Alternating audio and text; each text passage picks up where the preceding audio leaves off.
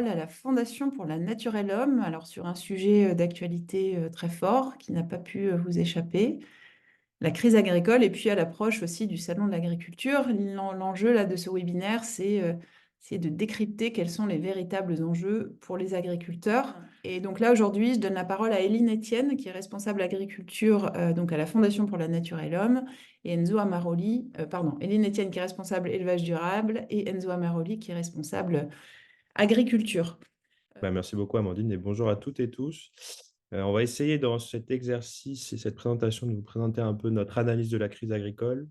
Dans un premier temps, on va revenir un petit peu sur la séquence qui vient de se passer semaine par semaine et les grandes leçons qu'on en tire. Je laisserai Eline après revenir un petit peu sur l'état du monde agricole aujourd'hui pour vous donner un peu aperçu de ce monde agricole qu'on appelle monde agricole, mais qui cache des mondes finalement.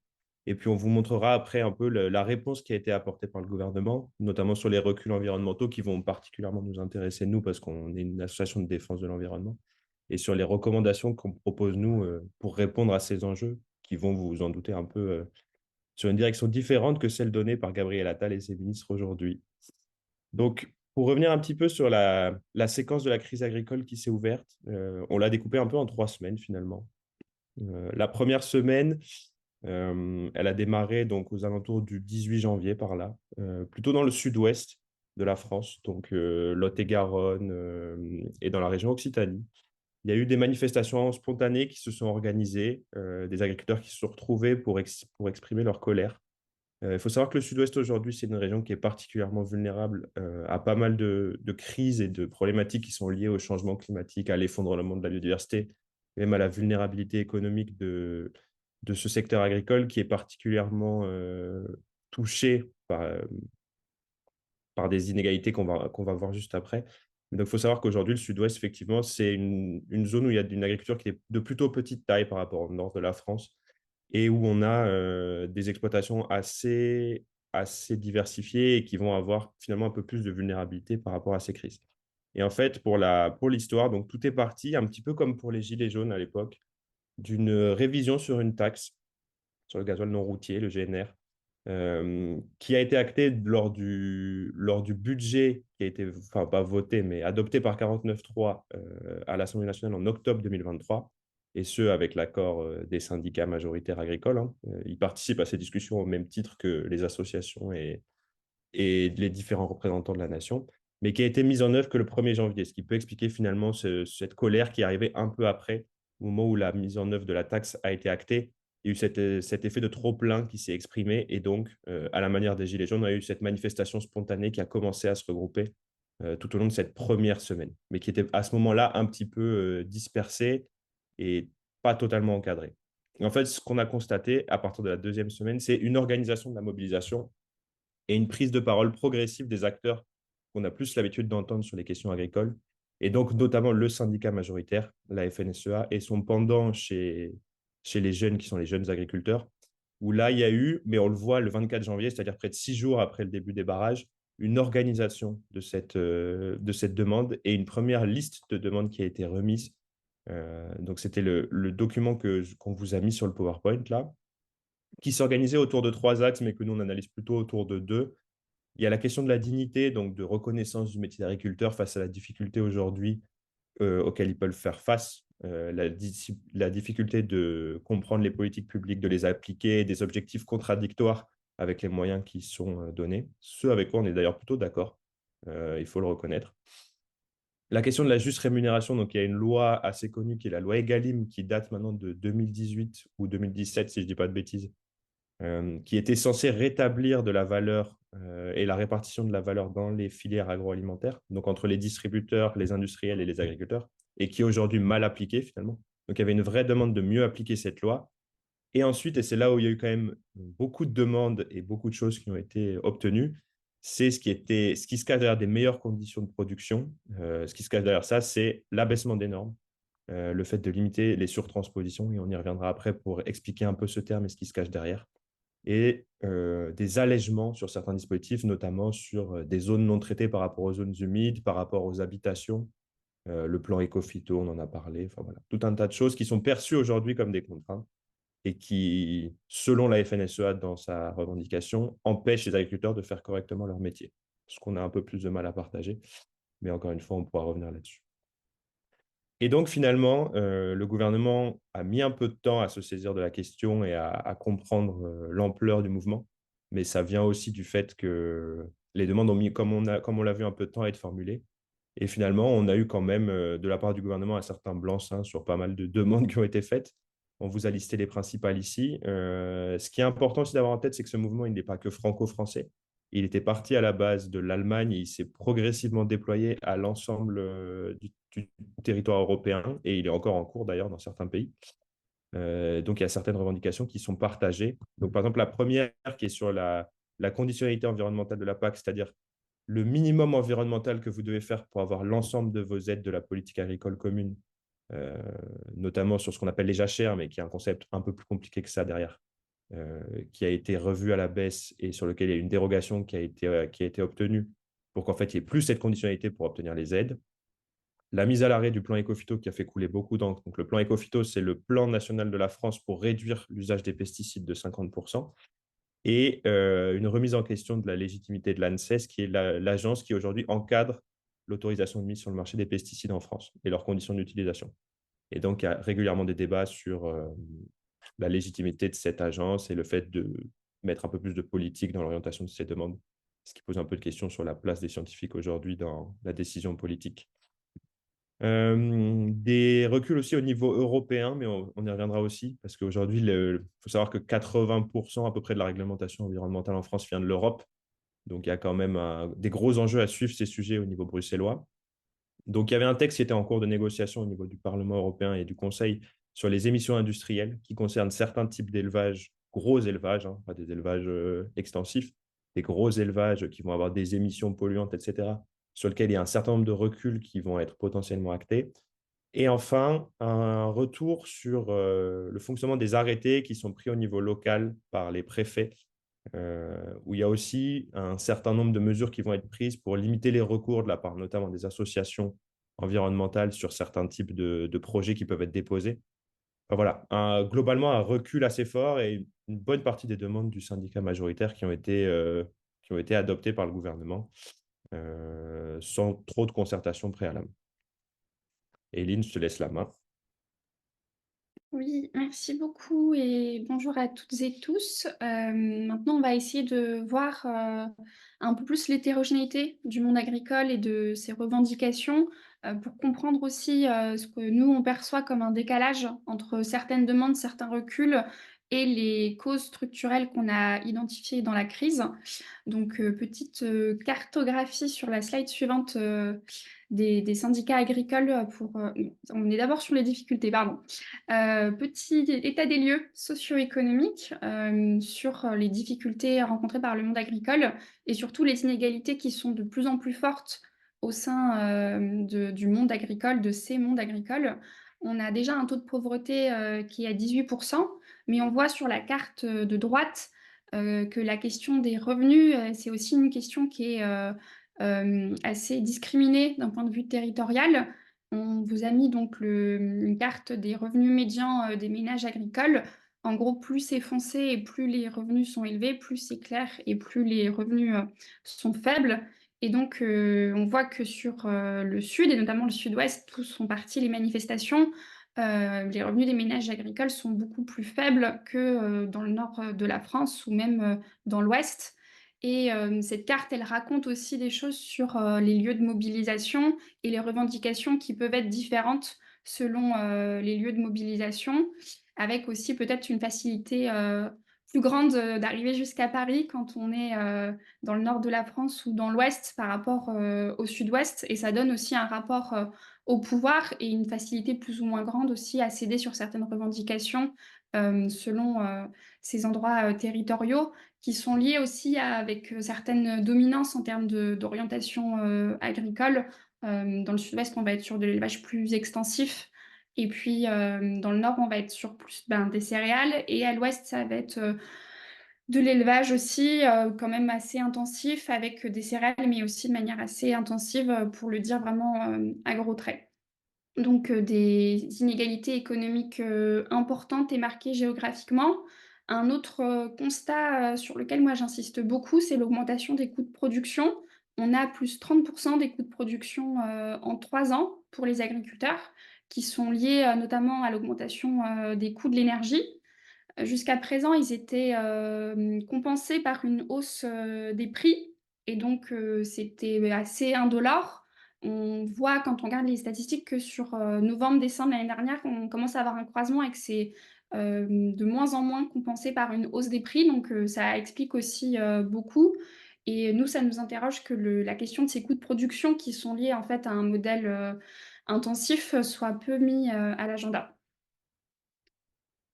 Slide suivante, sur toujours les inégalités de revenus par filière cette fois. C'est un graphique qui a été fait par le journal Libération sur 12 ans, entre 2010 et 2022, pour faire des moyennes, puisque les revenus de certaines filières sont très différentes d'une année à l'autre. Donc là, en lissant sur 12 ans, on voit vraiment la répartition moyenne par filière. Alors évidemment, il y a des disparités au sein des filières, mais ça dit des choses aussi sur les revendications filière par filière.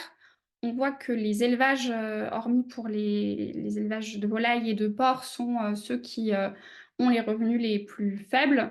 Et puis inversement, en haut de la distribution, on a les grandes cultures et les viticultures. Donc aussi une discrimination forte entre les éleveurs et ceux qui sont sur des productions végétales. Et puis enfin, dans les causes pour nous de la crise, il y a aussi la question de la négociation, des négociations commerciales qui sont en cours entre les agriculteurs et les industriels, et ensuite entre industriels et distributeurs, qui se sont clos fin janvier, qui ont été très tendus, notamment dans le secteur du lait, puis particulièrement à la FNH, avec aussi des manifestations devant certains industriels ou certaines grandes distributions, y compris du syndicat majoritaire. Pour vous faire rapidement une cartographie des différents syndicats, puisqu'on a tendance à considérer dans les médias que la FNSEA représente les agriculteurs. Alors voilà, c'est 54,7% des voix, c'est quand même un score élevé, il faut le dire, mais on n'est que à la moitié, on va dire, des électeurs qui ont voté pour ce syndicat, la FNSEA et son petit frère, les jeunes agriculteurs. Par contre, avec un nombre d'adhérents massif, on est sur 112 000 adhérents, donc une force de frappe importante en termes de nombre d'adhérents. Mais on a aussi deux autres syndicats, la coordination rurale, très implantée dans le sud-ouest, 21% des voix, et la confédération paysanne, 19% des voix. Donc à peu près à parts égales, ces deux autres syndicats, avec des revendications assez alternatives côté confédération paysanne et la coordination rurale plutôt connue pour des actions assez coup de poing. Ensuite, dans les différents éléments de narratif qu'on voulait vraiment décrypter pour vous ce matin, il y a la question de la souveraineté alimentaire, évidemment, qui est à l'agenda depuis la guerre en Ukraine, avec le ministère de l'Agriculture qui s'appelle aussi maintenant ministère de l'Agriculture et de la souveraineté alimentaire, et un retour de ce narratif fort dans les propos de la FNSEA et d'Arnaud Rousseau, son représentant, sur la nécessité de produire plus par rapport aux importations, avec cette citation sur le fait qu'on importe un tiers de notre alimentation. Donc c'est considérer finalement que la souveraineté alimentaire, ce serait ne pas du tout importer. En revanche, nous, on aime bien préciser quand même qu'on exporte aussi beaucoup. Et c'est vrai que dans le débat public, on entend beaucoup des chiffres sur tout ce qu'on importe, mais qui ne sont jamais mis au regard de ce qu'on exporte. Donc, on n'a pas ce qu'on appelle le solde net. Donc, c'est important de rappeler qu'on exporte aussi beaucoup de produits laitiers, de vin, de céréales. Et que certes, on est très dépendant pour certains produits, en fruits, en légumes, en protéagineux ou en filière viande, mais que c'est aussi des choix politiques parfois de se spécialiser sur certaines filières, ou par exemple sur la viande où ça va être beaucoup sur la volaille, c'est aussi lié à des fortes augmentations de consommation et quelque part aussi un choix politique de ne pas encadrer plus ces fortes augmentations de consommation. Et pour finir sur l'enjeu de la souveraineté alimentaire, et je vais essayer d'être plus synthétique parce que l'heure tourne, c'est aussi un vrai renversement du concept historique qui est un concept altermondialiste plutôt des pays du Sud et plutôt lié aux revendications de la Confédération paysanne. Et dans les pays du Sud, avec un vrai enjeu sur l'autonomie par rapport à des pays occidentaux, et puis d'autonomie aussi dans les modes de production, pour avoir des modes de production plus sobres et donc qui permettent plus d'autonomie. ce qui est finalement la différence fondamentale avec la souveraineté alimentaire telle qu'elle est vue par le syndicat majoritaire, où, pour un peu caricaturer, elle est synonyme de produire plus, sauf que qui dit produire plus dit produire avec plus d'intrants sur lesquels on n'est pas du tout autonome. On importe 60% de nos engrais de synthèse, par exemple. Donc là, il y a aussi une contradiction forte, selon nous, dans le discours. Je vais laisser la parole à Enzo sur la vraie question de ce matin, sur est-ce que les normes environnementales sont le vrai problème? Céline, pour vous douter de la réponse qu'on va apporter à cette question, on va essayer de dresser quelque chose d'un peu objectif. Le premier sujet dont on a beaucoup entendu parler et qui continue à faire couler beaucoup d'encre, c'est celui de la surtransposition. C'est un concept qu'on entend beaucoup, qui viserait à dire que finalement, aujourd'hui, la France aurait des normes plus ambitieuses d'abord que le reste du monde, mais aussi que ses voisins européens. Et comme je vous le disais un peu tout à l'heure, finalement, on sait qu'aujourd'hui, le gros de notre réglementation environnementale, il vient, et heureusement, de l'Union européenne. Donc, il y a quand même une forme d'harmonie entre les États membres. Mais c'est quelque chose qui est quand même souvent mis en avant. Et en fait, on va vous l'illustrer à travers un exemple qui est beaucoup plus cité que les autres, c'est celui de la question des pesticides. En fait, aujourd'hui, on entend souvent que la France interdit énormément de pesticides par rapport à ses voisins, ce qui fait qu'on est désavantagé par rapport à nos voisins espagnols ou la Pologne, par exemple. En fait, quand on regarde un petit peu les chiffres dans les détails, on se rend compte que si on regarde les 6 premières puissances agricoles européennes aujourd'hui, la France, elle est ni celle qui en interdit le plus, ni celle qui en interdit le moins. Elle est plutôt dans un entre-deux. Et on retrouve des grosses puissances sur lesquelles les filières agricoles ont tendance à un peu taper, notamment la Pologne ou les Pays-Bas, où il y a moins de substances qui sont aujourd'hui autorisées qu'en France. Donc finalement, on se rend compte que quand on essaye de regarder les chiffres, même si c'est un petit peu compliqué parce que tout n'est pas harmonisé au niveau européen, c'est difficile d'objectiver cette notion d'une réglementation française qui serait plus exigeante que celle des pays voisins. Ce à quoi il faut faire néanmoins attention en regardant ces chiffres, c'est que le nombre de substances phytosanitaires qui sont disponibles dans un pays, elle va être notamment corrélée au nombre de filières qu'il y a dans un pays. Donc, un pays qui va avoir beaucoup de filières différentes, des productions végétales, des fruits, des légumes, des céréales, etc., va tendance à avoir plus de produits que des pays où il y a moins de diversité. Mais néanmoins, c'est un chiffre qui nous paraît intéressant à regarder pour se rendre compte. Et finalement, il y a l'analyse d'un juriste qui nous paraît intéressant et qui n'est pas le seul à porter ce type de message et qu'on aime bien citer, nous, à la Fondation, qui dit que finalement, cette notion de surtransposition, elle n'est pas tant aujourd'hui un vrai problème. C'est vrai qu'il y a quelques écarts qui existent, mais on est très loin d'une surtransposition massive et d'un écrasement sous les normes des filières agricoles euh, du fait de ce droit. Et en fait, il utilise une image qui est bien choisie et qui a un petit clin d'œil que labourer le droit de l'environnement, finalement, c'est peut-être pas la meilleure idée qu'on aurait en ce moment pour sortir de la crise par le haut. Euh, Sur la question d'un récit, mais même plus largement d'un modèle parallèle qui pourrait exister, il y en a un qui est souvent cité et qui est assez documenté aujourd'hui, qui a beaucoup d'années d'existence, plus d'une vingtaine, c'est l'agroécologie. Et peut-être juste pour vous remettre un petit peu ce qui se cache derrière ce thème et ce concept, c'est l'idée de s'appuyer donc sur un système agricole qui sortirait un petit peu et même complètement des intrants de synthèse, donc tout ce qui va être pesticides, engrais, ici de la chimie lourde, et qui les remplacerait par finalement des régulations naturelles en s'appuyant sur la biodiversité agricole et sur les services qu'elle rend. Le service agricole, le service écosystémique le plus connu étant la pollinisation, c'est-à-dire vous faites en sorte qu'il y ait des pollinisateurs pour qu'ils viennent polliniser vos cultures et améliorer votre production. C'est typiquement la logique même de l'agroécologie. Ça peut passer par d'autres pratiques, remettre des arbres pour que les oiseaux viennent manger les prédateurs de culture, remettre de la continuité dans les parcelles agricoles pour que les espèces puissent circuler. Enfin voilà, c'est toute une logique de repenser à la fois la structure de son exploitation et tout ce qu'il y a autour. Et en fait, en repensant cette agriculture, et il y a plusieurs scénarios de prospective qui le montrent, on peut atteindre l'autonomie en ayant une meilleure alimentation et en étant plus résilient face aux changements à venir, notamment les changements climatiques, l'effondrement actuel de la biodiversité qu'on constate dans les milieux agricoles et plus largement dans l'ensemble des milieux.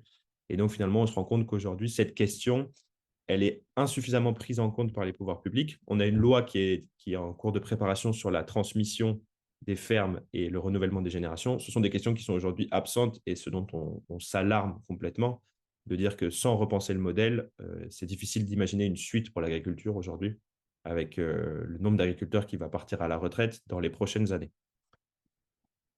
Un autre sujet qui est important, et on en a parlé un petit peu déjà, c'est la question des moyens. Et ça, il y a une étude qui avait été publiée par ma prédécesseur à la FNH en 2021 qui l'illustrait assez bien. En fait, aujourd'hui, le plan éco-phyto, il est dénoncé parce qu'il est inefficace. Et en fait, nous, l'analyse qu'on a de cette inefficacité, c'est que c'est pas tant le problème de l'objectif, comme c'est débattu aujourd'hui, mais c'est la faute des moyens qui sont mis en place. Et en fait, l'étude qui avait été faite montrait qu'aujourd'hui, 1% des financements publics sert réellement à concourir à atteindre cet objectif de réduction de 50% des pesticides. Donc là où aujourd'hui, on partage un certain nombre de revendications d'une partie du monde agricole, c'est que effectivement, aujourd'hui, les moyens qui sont mis en œuvre et mis en place par le gouvernement ne permettent pas d'atteindre cet objectif qui est très haut. Donc finalement, tant qu'on n'a pas l'accompagnement, on ne pourra pas atteindre cet objectif et on ne pourra pas avoir une feuille de route cohérente. Et c'était un peu le sens du nouveau plan qui était en cours de débat et sur lequel on avait pas mal contribué à l'hiver dernier, enfin en hiver 2023, pour finalement, la première fois, on avait des moyens supplémentaires qui étaient alloués. On commençait à pouvoir dessiner une feuille de route qui tenait la route pour atteindre l'objectif de 50%, ou tout du moins s'en rapprocher un peu plus. Mais finalement, on voit qu'aujourd'hui, la réponse qui a été proposée, c'est de revenir sur l'objectif et de changer d'indicateur pour s'assurer que finalement, d'une hausse de 3% aujourd'hui, ce qu'on estime en 2023, on arriverait plutôt à une baisse de 30%, juste sur une question de calcul, en fait. Enfin, c'est vraiment ça qui est en train de se jouer aujourd'hui. C'est un peu technique, mais ça permet de faire dire des choses assez différentes aux chiffres. Et ensuite, un autre sujet qui est régulièrement mis en avant, c'est la question de la norme européenne. Donc aujourd'hui, l'Europe, elle s'est dotée d'une stratégie climatique pour atteindre la neutralité climatique en 2050, qui est le Pacte vert, qui intègre tout un tas de textes sur le bien-être animal, sur la restauration de la biodiversité, la réduction des pesticides, qui proposerait une réponse cohérente des 27 États membres à cette question, parce qu'on voit bien que aussi bien les questions de transition agroécologique que de souveraineté alimentaire, on ne les réglera pas chaque État membre dans son coin, mais bien au niveau des 27, et c'est bien à cette échelle-là qu'il faut raisonner. C'est ce que nous, on porte assez fortement à la Fondation en ce moment. Et en fait, on se rend compte qu'à l'approche des élections qui vont arriver le 9 juin, là où on avait pas mal de textes de ce pacte vert qui sont passés jusqu'en 2021, voire 2022, la guerre en Ukraine et ce contexte de tension autour des questions agricoles fait qu'il y a énormément de textes qui sont aujourd'hui à l'arrêt, voire abandonnés. Certains sont passés, mais sont dénaturés de leur substance, comme le texte sur la restauration de la nature. Et là, à 6 mois des élections, il n'y a plus aucun texte quasiment de ce pacte vert qui va passer, ou alors il va être potentiellement vidé de sa substance, comme c'est le cas aujourd'hui sur pas mal de textes. Et là, on vous avait remis la future composition du Parlement parce que ça va avoir un impact là-dessus. Aujourd'hui, euh, les groupes du Parlement qui sont plutôt à droite sont en train de s'opposer à ce type de texte en disant qu'ils vont être entravants par rapport au monde agricole, ce qui fait qu'on a un avenir assez pessimiste, enfin, un avis sur l'avenir assez pessimiste par rapport à ce pacte vert, au vu des élections qu'on suit pas mal qui vont arriver en juin prochain. Et donc, en décalage avec ces réponses qui ont été surtout centrées sur des reculs environnementaux, nous, on a essayé de réfléchir à quels seraient les éléments pour nous plus écologiques, mais aussi plus structurants. La première des réponses, c'est les enjeux de partage de la valeur.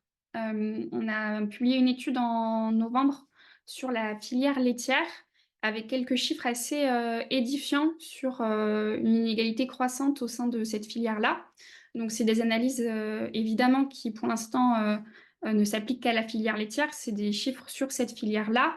On ne peut pas généraliser à toutes les filières, même si on pressent qu'il y a des enjeux de captation de valeur et de concentration des acteurs importants dans d'autres filières. Mais voilà, c'est vraiment des chiffres sur cette filière qui est assez spécifique. Pour les résumer rapidement, en termes de bénéfices pour les distributeurs entre 2018 et 2021, on a un doublement des bénéfices sur les rayons des produits laitiers. Et puis, pour les bénéfices des entreprises agroalimentaires, elles ont augmenté de 55% pour atteindre presque 700 millions d'euros de bénéfices. Donc, cumulé, on est sur 950, presque 800 millions d'euros de bénéfices avec une forte hausse en 3 ans. On a pris ces années-là parce que pour des questions de disponibilité des données, et on espère pouvoir actualiser avec les années les plus récentes prochainement. Et on l'a mis en parallèle du revenu des éleveurs laitiers qu'on a ramené à l'heure, et finalement en concluant que les éleveurs laitiers, eux, ils gagnent moins d'un SMIC par heure. Quelles que soient les années, il y a une fluctuation, mais grosso modo, on est toujours en dessous d'un SMIC à l'heure, alors qu'en vis-à-vis, on a des bénéfices qui augmentent fortement. Et puis, ce qui a attiré aussi notre attention, c'est que sur ce SMIC horaire que gagnent les éleveurs, en fait, il est constitué à 84% des subventions publiques, notamment des subventions de la PAC. Et donc, il y a un enjeu aussi de répartition de la valeur par rapport à ces subventions-là, qui finalement sont plutôt ce qui fait aujourd'hui vivre les éleveurs. Et finalement, le fruit de leur travail, il va être capté par les maillons ensuite. Donc ça, c'était la première infographie sur nos résultats. La deuxième, c'est un phénomène qu'on a identifié sur la plaquette de beurre. On a pris en fait le prix d'une plaquette de beurre entre 2016 et 2020 parce qu'il y a eu un épisode d'inflation très important en 2017 lié à un risque de pénurie. Et ce qu'on a observé, c'est que entre avant 2017, c'est-à-dire 2016, donc avant un épisode inflationniste, et après, on a pris 2020, là où les choses se sont remises en ordre, on va dire, sur le marché du beurre, on a eu un phénomène de grosse captation de cette inflation-là, avec la marge des entreprises agroalimentaires qui a augmenté de 80% en 4 ans, là où pour les éleveurs, on avait une augmentation de seulement 11%. Et ça, pour nous, ça éclaire potentiellement ce qui est en train de se passer aujourd'hui. On n'a pas encore les chiffres les plus récents, mais on a plus 20% d'inflation dans les rayons alimentaires dans la grande distribution, des coûts des matières premières agricoles qui ont tendance à commencer à baisser. Et donc, il y a la question de où se répartit ce supplément d'argent qui est mis par les consommateurs. Et aujourd'hui, il y a un certain nombre d'enquêtes de l'Inspection générale des finances pour éclairer ces enjeux. Donc, c'était du coup l'idée de ces slides d'avoir une réflexion sur le partage de la valeur. Nous, on avait fait des propositions à cette occasion. Sur la question des bénéfices, on avait proposé d'avoir un fonds de transition agroécologique à partir de 15% des bénéfices. On avait proposé ici une réflexion sur l'encadrement des marges pour éviter des comportements opportunistes quand il y a des moments de crise importants. Et puis, un enjeu aussi d'avoir des prix planchers pour les agriculteurs, ce qui est aussi une revendication de la Confédération paysanne. Et à ce jour, on n'a pas eu beaucoup d'annonces sur la question du partage de la valeur. La seule annonce qu'il y a eu de Bruno Le Maire, ça a été d'appliquer des sanctions pour les industriels et distributeurs qui ne respectaient pas Egalim, des sanctions à hauteur de 2% du chiffre d'affaires, ce qui est une bonne nouvelle, mais en fait, c'était déjà ce qui était prévu dans la loi Egalim. Donc là, on a une application de la loi prochaine avec des sanctions qui vont tomber. Mais encore récemment, la Cour des comptes s'alarmait du fait que les sanctions n'aient pas été données plus tôt. Donc c'est vrai qu'à la Fondation, on est content qu'il y ait enfin ces sanctions qui soient appliquées, mais on aimerait qu'il y ait un renforcement de la régulation sur le partage de la valeur. Sur l'enjeu des mesures miroirs, c'est aussi un axe important pour nous de réponse. Alors, les mesures miroirs, c'est le fait ce qu'on propose, c'est d'arrêter d'importer des denrées qui ne respectent pas les normes européennes. Ça va être le cas sur certaines viandes, sur le soja, le colza, les noisettes, notamment. Et donc, c'est l'idée, voilà, d'avoir dans les accords commerciaux dorénavant ces mesures miroirs pour ne pas importer des produits qui ne respecteraient pas les mêmes normes que nous.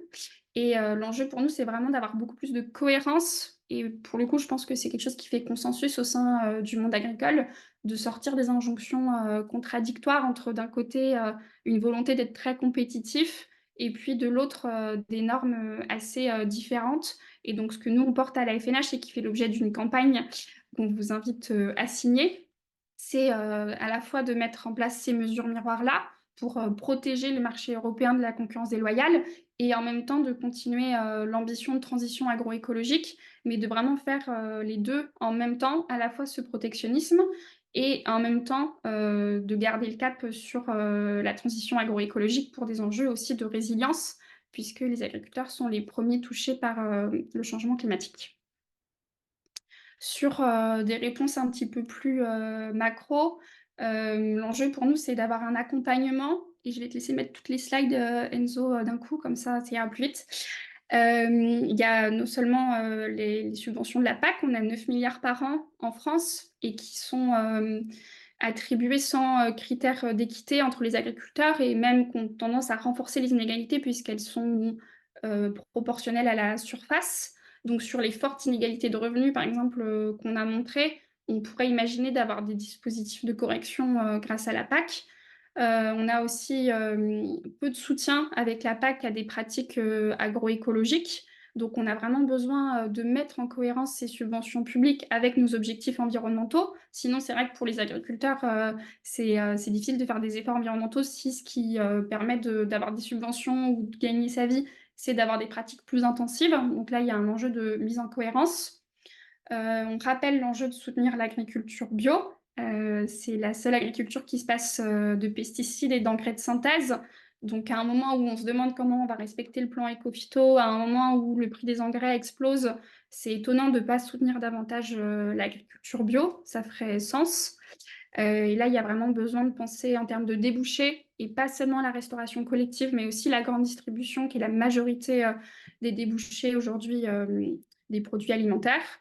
Et puis enfin, de maintenir le cap sur le plan éco-phyto, sur le pacte vert européen, puisque comme on l'a vu au début, une partie de cette crise, elle est aussi liée à tous ces dérèglements environnementaux qui mettent énormément d'incertitudes et puis qui se traduisent aussi en perte de revenus très claire pour les agriculteurs.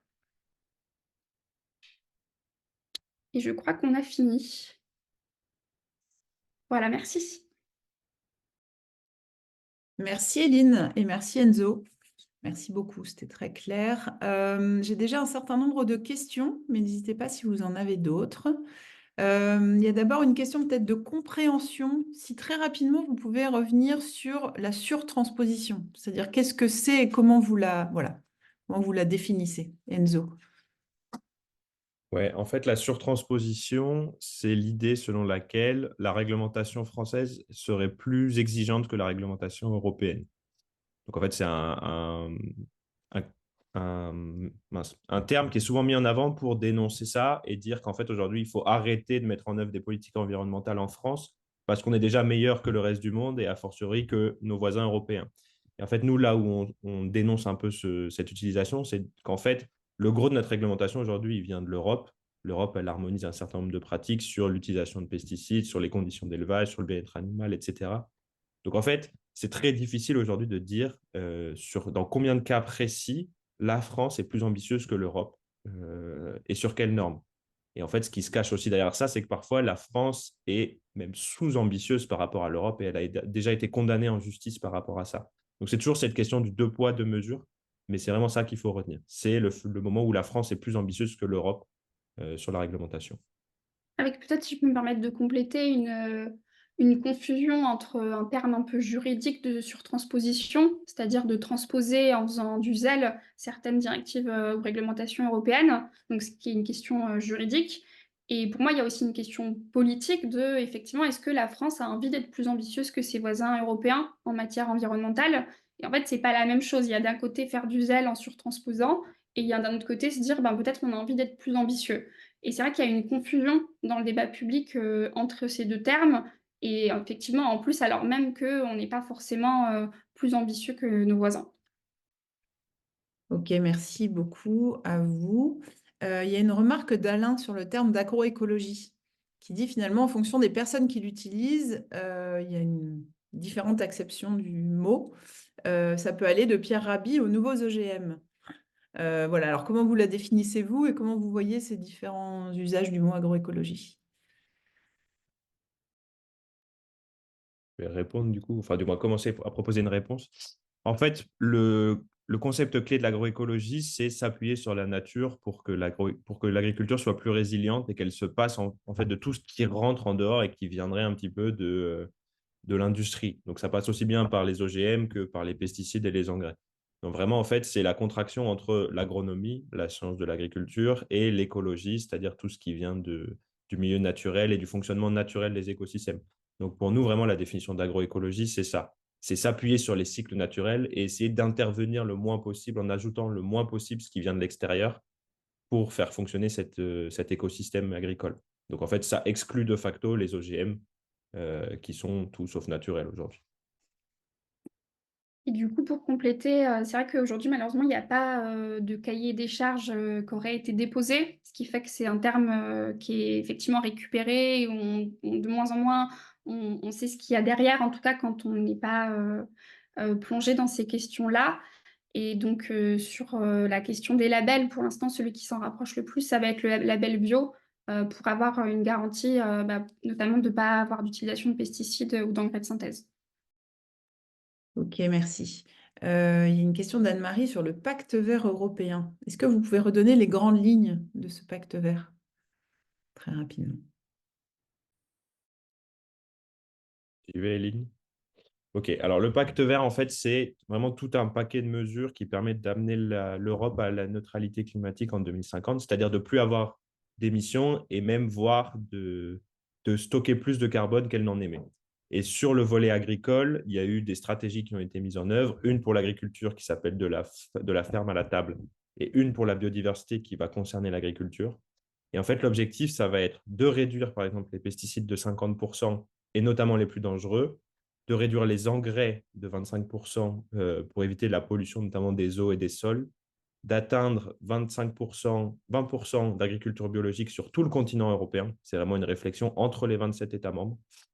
Et il y a toute la question aussi de la révision des normes de bien-être animal, notamment, qui sont des normes qui encadrent la pratique de l'élevage en Europe depuis les années 90 et qui n'ont pas été revues depuis. Et en fait, comme les connaissances scientifiques ont évolué depuis, on se rend bien compte qu'il y a des choses qui ont changé et qu'il faut que la loi suive. Donc en fait, c'est vraiment ça l'ambition de cette stratégie, de ce pacte vert, c'est de proposer une réponse commune de l'ensemble des États membres à la transition agroécologique, notamment pour l'agriculture. Mais Pacte vert qui est très très majoritairement en pause, et il n'y a pas de nouvelles politiques publiques qui entreraient en vigueur liées au Pacte vert. Donc ça, je pense que c'est aussi important de le préciser par rapport au débat qu'on peut voir à la télé, etc. Et aux élections européennes à venir. Merci. Il y a une question sur les revenus. Vous avez montré un graphe sur l'hétérogénéité et les inégalités de revenus. Est-ce que vous connaissez la part des faibles revenus au sein de la FNSEA? C'est une bonne question. Non, on n'a pas, il n'y a pas de données sur les adhérents de différents partis, de différents syndicats. Justement, j'allais faire la comparaison avec les partis où on ne demande pas la fiche d'impôt des personnes qui prennent leur carte. Donc, non, non, on ne sait pas. Après, la FNSEA, c'est un syndicat qui est majoritaire et qui parfois a des missions quasiment de service public. Donc, il y a aussi un enjeu parfois à être adhérent simplement pour avoir accès à certaines informations, certains services. C'est un syndicat qui est très présent, très bien structuré, donc a quand même un maillage territorial important. Je sais pas, Enzo, si tu veux compléter. Bah, je pense que oui, étant syndicat majoritaire, je pense qu'il représente quand même toutes les agricultures et on ne peut pas corréler ça à un revenu. C'est-à-dire que tous les modèles qu'on voit sur le graphique là sont représentés par la FNSEA aujourd'hui. Donc je ne pense pas qu'il y ait un revenu qui soit fonction de l'appartenance syndicale, à mon avis. Justement, pour rester sur le sujet de la place de la FNSEA, il y a une question qui est comment peser via les réseaux, les organisations politiques, sur le gouvernement français pour faire en sorte que la FNSEA, les JA, ne soient plus les seuls interlocuteurs du gouvernement. Donc cette fameuse co-gestion dont on parle depuis des années. Est-ce que vous avez des propositions sur ce sujet? Et avec une remarque de Jean-Marie qui dit les courants majoritaires en agriculture ont milité pour la suppression des quotas laitiers et betteraviers, et on voit les résultats. Bon, je vais tenter un début de réponse, mais à compléter, parce que c'est vrai que la question que tout le monde se pose sur en fait, la question du pluralisme dans le débat public et puis auprès des interlocuteurs politiques. Je pense que ce qui est important déjà, c'est de rappeler que c'est certes le syndicat majoritaire, mais encore une fois, c'est 54% des voix. Donc, de toujours rappeler qu'il y a d'autres voix et aussi des conflits avec d'autres organisations syndicales, que c'est pas voilà, le syndicat hégémonique. Ça, c'est vraiment un point important de soulever effectivement un certain nombre de contradictions, et notamment sur la question des revenus, qui au début étaient quand même assez absentes des revendications de la FNSEA. Aussi les contradictions sur le lien à certaines agro-industries, même si on voit que c'est de moins en moins tenable, et notamment en période de négociation commerciale. Donc ça, c'est des premiers éléments de réponse. Et sur la question des quotas laitiers, ben, on a... Après, c'est des différences idéologiques, politiques, avec un syndicat qui est plutôt libéral, en fait. Donc, bon, bah voilà, après, ça, c'est des orientations idéologiques de chaque syndicat. Je sais pas si tu veux compléter, Enzo. Ouais, je pense que pour faire un peu un parallèle avec l'exemple des Gilets jaunes qu'on prenait à la base, la force de la FNSEA, quand même, ça a été en 7 jours d'arriver avec un paquet de mesures et de proposer une liste de mesures concrètes, quoi. Ce qui fait que un syndicat majoritaire qui propose une liste de mesures concrètes, si le gouvernement les applique, il a quand même une sortie de crise qui se profile, quoi. Donc en fait, il y a aussi une question de comment on arrive à organiser un contre-récit à ce qui est proposé. On voit la souveraineté alimentaire aujourd'hui s'est portée main dans la main par le ministère de l'Agriculture et la FNSEA qui partagent cette vision. Nous, notre enjeu à la société civile et au courant alternatif, c'est de proposer autre chose, c'est de proposer justement cette agroécologie qui n'est pas bien définie, de la rendre concrète sur le terrain, de montrer que c'est faisable et de mettre en face les mesures, en fait, et de montrer qu'aujourd'hui, derrière les stratégies et les bonnes intentions, il y a besoin de moyens pour que ce récit devienne concret. Mais c'est vraiment toute une histoire à raconter, et c'est ce qui est un peu difficile aujourd'hui et ce qui prend du temps, forcément. Mais on le voit dans pas mal de mouvements de contre-alternatifs, en tout cas. Merci. Et peut-être la dernière question, puisqu'il nous reste 2 minutes. Donc, quels pourraient être les dispositifs de régulation des inégalités via la PAC, notamment, par rapport aux aides à l'hectare? Est-ce que c'est les aides à l'actif, etc. Donc, comment on peut les réduire, ces inégalités de revenus? Alors, il y a plusieurs propositions qui avaient été formulées. Il y a par exemple l'idée de plafonner les subventions. On a aujourd'hui des exploitations qui peuvent gagner quelques centaines d'euros des subventions de la PAC comme plusieurs centaines de milliers d'euros. Donc, on pourrait avoir un plafonnement en se disant, par exemple, après 100 000 euros, plus de subventions. Effectivement, des aides à l'actif, ce qui permettrait aussi d'avoir du coup plus de main-d'œuvre et a priori des pratiques plus agroécologiques. Il y a un lien de corrélation.